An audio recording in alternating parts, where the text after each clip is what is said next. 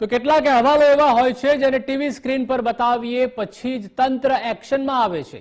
ફરી એક વખત આવું જ કંઈક બન્યું છે સમસ્ત ગુજરાતમાં। સંપૂર્ણ અહેવાલ સમજવા માટે જુઓ ગંભીર આ દુર્ઘટના, પરંતુ કોણ કેટલું ગંભીર?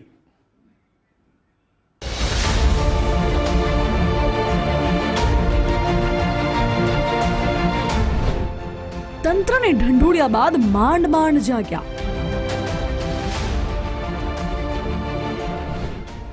કા ના મળ્યા તો ટળી ગઈ હોનારત।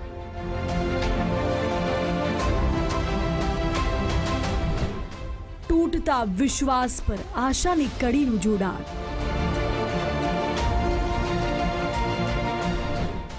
જોજો હવે જિંદગીનો બ્રિજ ધરાશાયી ન થાય।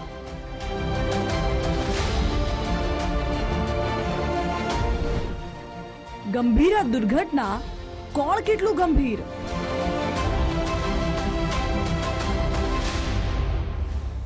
એક બ્રિજ જે આશા અને વિશ્વાસ વચ્ચેનું પુલ હતું, પણ એક સવાર એવી આવી કે ત્યાંથી પસાર થતી 20 જિંદગીઓની અંતિમ સફર બની ગઈ। આ દુર્ઘટનામાં ખાલી બ્રિજ ન તૂટ્યો, કેટલાય સપનાઓ પણ તૂટ્યા અને વિકાસ પરનો વિશ્વાસ પણ તૂટ્યો। કોઈ આવો બનાવ બને એટલે ત્યાં તાત્કાલિક કોઈ એવા અધિકારી આવી જાય જેના કારણે આખી વ્યવસ્થા આજે લગભગ કામગીરી સંપૂર્ણતાને આરે છે। બધા સાધનો નીકળી ગયા છે।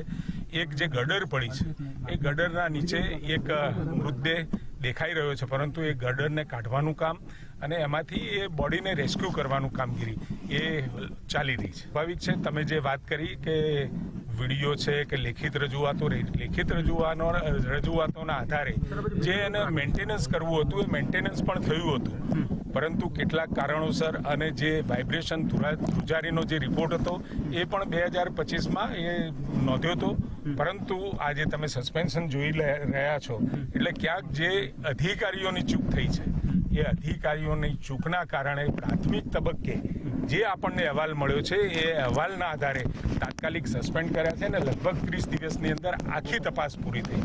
ટેકનિકલ અને સાથે સાથે વહીવટી એ આદરણીય મુખ્યમંત્રી સમક્ષ રજૂ થઈ જશે।